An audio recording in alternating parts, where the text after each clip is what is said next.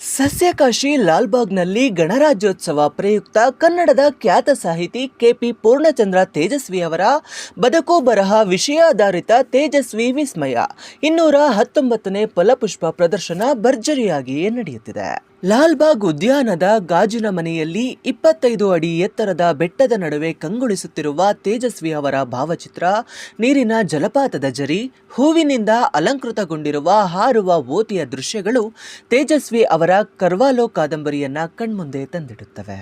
ಕಾಲ್ಪನಿಕ ಚಿತ್ರಣ, ವ್ಯಂಗ್ಯ, ಛಾಯಾಚಿತ್ರಗಳು, ತೇಜಸ್ವಿ ಅವರ ನಿರುತ್ತರ ಮನೆ, ವಿವಿಧ ಪ್ರಾಣಿ ಪಕ್ಷಿ ಕೀಟಗಳು ಸೇರಿದಂತೆ ಹಲವು ಪ್ರತಿಕೃತಿಗಳು ಫಲಪುಷ್ಪ ಪ್ರದರ್ಶನದ ಸೊಬಗನ್ನ ಇನ್ನಷ್ಟು ಇಮ್ಮಡಿಗೊಳಿಸಿವೆ. ತೇಜಸ್ವಿ ಅವರ ಬದುಕು, ಬರಹ, ಪರಿಸರ ಪ್ರೇಮ, ಸಾಮಾಜಿಕ ಕಳಕಳಿ, ರೈತ ಚಳುವಳಿ, ಫೋಟೋಗ್ರಫಿ ಒಳಗೊಂಡಂತೆ ಇಡೀ ಸಾಹಿತ್ಯ ಬದುಕಿನ ಕಥಾಹಂದರ ಪ್ರದರ್ಶನದಲ್ಲಿ ಅನಾವರಣಗೊಂಡಿದೆ. 13 ದಿನಗಳ ಕಾಲ ನಡೆಯಲಿರುವ ಈ ಫ್ಲವರ್ ಶೋ ತೇಜಸ್ವಿ ಅವರನ್ನ ಕಣ್ಮುಂದೆ ತಂದು ನಿಲ್ಲಿಸಿದೆ ಎಂದು ನೋಡುಗರು ಫುಲ್ ಖುಷ್ ಆಗಿದ್ದಾರೆ. I'm very glad to visit this flower festival, which is being organized from 15 to 26 January in the Botanical Garden at Bengaluru, Karnataka.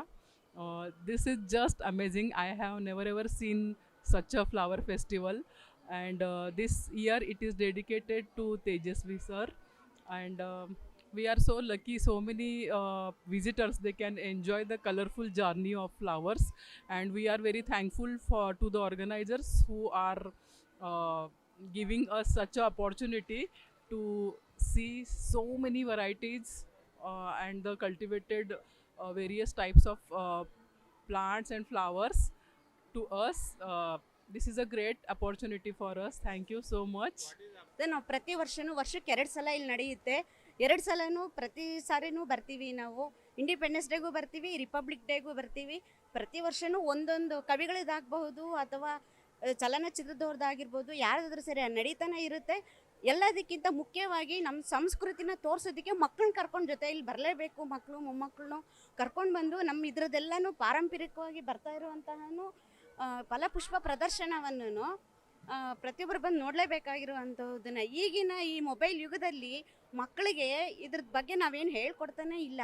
ಆದ್ದರಿಂದ ಬರಲೇಬೇಕು. ಮಕ್ಕಳನ್ನ ಎಲ್ಲದಕ್ಕಿಂತ ಮಕ್ಕಳನ್ನ ಕರ್ಕೊಬಂದು ತೋರಿಸ್ಬೇಕು ಸರ್. ವಿವಿಧ ಬಗೆಯಲ್ಲಿ ಪೂರ್ಣಚಂದ್ರ ತೇಜಸ್ವಿ ಅವರ ಬಗ್ಗೆ ಅವರ ವ್ಯಕ್ತಿತ್ವವನ್ನು ಬಿತ್ತನೆ ಮಾಡಿದ್ದಾರೆ. ಇಲ್ಲಿ ಅವರು ತಮ್ಮ ಬಾಲ್ಯದಿಂದ ಹಿಡಿದು ಪ್ರತಿಯೊಂದು ಕ್ಷಣವನ್ನು ಯಾವ ರೀತಿ ಅನುಭವಿಸಿದ್ದಾರೆ ತಮ್ಮ ಜೀವನದಲ್ಲಿ, ಹಾಗೂ ತಮ್ಮ ಅವರ ತಂದೆಯೊಂದಿಗೆ ಯಾವ ರೀತಿ ಸಮಯವನ್ನು ರೈಟಿಂಗ್ ಬರೆಯಬೇಕಾದ್ರೆ ಅವರಲ್ಲಿ ಯಾವ ರೀತಿ ವಾತಾವರಣ ಇತ್ತು ಎಂಬುದರ ಬಗ್ಗೆ ಇಲ್ಲಿ ಪೂರ್ಣವಾಗಿ ಚಿತ್ರಣವನ್ನು ನೀಡಿದ್ದಾರೆ.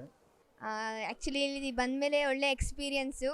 ಕುವೆಂಪು ಅವ್ರ ಮಗನ ಬಗ್ಗೆ ಇದರಿಂದನೇ ಸ್ವಲ್ಪ ಹೆಚ್ಚು ತಿಳಿದಿದೆ ಜನಕ್ಕೆ.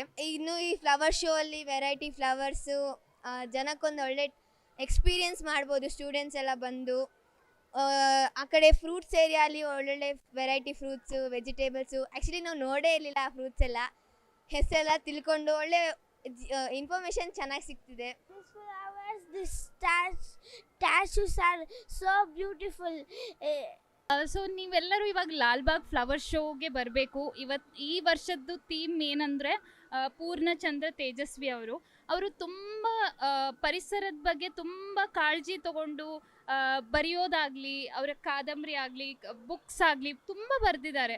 ಮತ್ತು ಅದು ಅಲ್ಲದೆ ಅವರು ಪ್ರಾಣಿ ಪಕ್ಷಿಗಳನ್ನು ಸಂರಕ್ಷಿಸೋದಕ್ಕೆ ತುಂಬ ಹೋರಾಟ ಮಾಡಿದ್ದಾರೆ. ಅವ್ರದ್ದೊಂದು ತುಂಬ ಇಂಪಾರ್ಟೆಂಟ್ ಬುಕ್ ಅಂದರೆ ಕರ್ವಾಲೋ 50 ಅಂತೇಳಿ. ಅದೆಲ್ಲ ತುಂಬ ನೇಚರ್ ಬಗ್ಗೆ ಆಗಲಿ ಮತ್ತು ಮೆಡಿಟೇಷನ್, ಸೈನ್ಸ್ ಇದನ್ನೆಲ್ಲ ಲಿಂಕ್ ಮಾಡಿ ಎಷ್ಟು ಚೆನ್ನಾಗಿ ಬರೆದಿದ್ದಾರೆ. ನೀವೆಲ್ಲ ಅದನ್ನು ಓದಬೇಕು.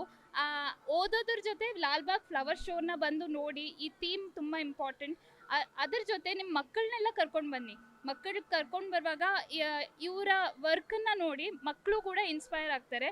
ನೀವು ಎಷ್ಟು ನೇಚರ್ನ ಲವ್ ಮಾಡ್ತೀರಾ ಅಷ್ಟೇ ನಿಮ್ಮ ಮಕ್ಕಳು ಪ್ರೀತಿ ಮಾಡ್ತಾರೆ. ಅದರ ಜೊತೆ ಪ್ರೀತಿ ಮಾಡೋದಲ್ಲದೆ ಪರಿಸರವನ್ನು ಸಂರಕ್ಷಿಸೋದು ಹೆಂಗೆ ಅಂತೇಳಿ ಗೊತ್ತಾಗುತ್ತೆ. ಇಲ್ಲಿ ಲಾಲ್ಬಾಗ್ ಫ್ಲವರ್ ಶೋ ನಡೀತಾ ಇದೆ. ಇಲ್ಲಿ ವೆಂಡರ್ಸ್ ಆಗಲಿ, ಜನರು ಆಗಲಿ, ಫುಟ್ಫಾಲ್ಸ್ ತುಂಬ ಜಾಸ್ತಿ ಇದೆ. ಹಾರ್ಟಿಕಲ್ಚರ್ ಡಿಪಾರ್ಟ್ಮೆಂಟ್ ಜೊತೆ ಸೇರಿ ಸಾಹಸ್ ಸಂಸ್ಥೆಯವರು ನಾವು ಕಸ ವಿಂಗಡಣೆ ಆಗಲಿ ಅಥವಾ ವೇಸ್ಟ್ ಮ್ಯಾನೇಜ್ಮೆಂಟ್ ಆಗಲಿ ಅವ್ರಿಗೆ ಸಪೋರ್ಟ್ ಮಾಡ್ತಾ ಇದ್ದೀವಿ. ಬರೋರು ಎಲ್ರಿಗೂ ಒಂದು ವಿನಂತಿ ಅಂದರೆ, ಬರೋವಾಗ ನಿಮ್ಮ ನೀರಿನ ಬಾಟ್ಲಿ ನೀವೇ ತಗೊಂಡು ಬನ್ನಿ. ಇಲ್ಲಿ ಸಿಗ್ತಾ ಇರೋವಂಥದ್ದು ಪ್ಲಾಸ್ಟಿಕ್ ಬಾಟ್ಲು ಎಲ್ಲ ತುಂಬ ಪ್ರಾಬ್ಲಮ್ ಆಗ್ತಾಯಿದೆ ವೇಸ್ಟ್ ಮ್ಯಾನೇಜ್ಮೆಂಟ್ಗೆ. ನೀವೇ ನಿಮ್ಮ ಬಾಟ್ಲಿ ತೊಗೊಂಬನ್ನಿ, ಕೈ ಚೀಲ ತೊಗೊಂಬನ್ನಿ, ಒಂದಿಲ್ಲ ಒಂದು 4-5 ತೊಗೊಂಬನ್ನಿ. ಯಾಕಂದರೆ ಸ್ಟಾಲ್ಸ್ ಎಲ್ಲ ಸಿಕ್ಕಾಪಟ್ಟೆ ಇದೆ, ಪರ್ಚೇಸ್ ಮಾಡೋಕ್ಕೂ ತುಂಬ ಜಾಸ್ತಿ ಅವೆನ್ಯೂಸ್ ಇದ್ದಾವೆ. ಸೊ ನೀವೇ ನಿಮ್ಮ ಕೈ ಚೀಲ ತೊಗೊಂಬಂದರೆ ನಮಗೆ ಬರೋ ಕಸ ಸ್ವಲ್ಪ ಕಡಿಮೆ ಇರುತ್ತೆ. ಇನ್ನೊಂದು, ನೀವೇನಾದರೂ ತಿಂದರೆ ಎನಿಥಿಂಗ್ ಯು ಈಟ್, ಹಸಿ ಕಸನ ಗ್ರೀನ್ ಬಿನ್ನಲ್ಲಿ ಹಾಕಿ ಮತ್ತು ಒಣ ಕಸನ ಬ್ಲೂ ಬಿನ್ನಲ್ಲಿ ಹಾಕಿ. ಇಷ್ಟೊಂದು ವಿನಂತಿ ಕೇಳ್ಕೊತಾ ಇದ್ದೀವಿ.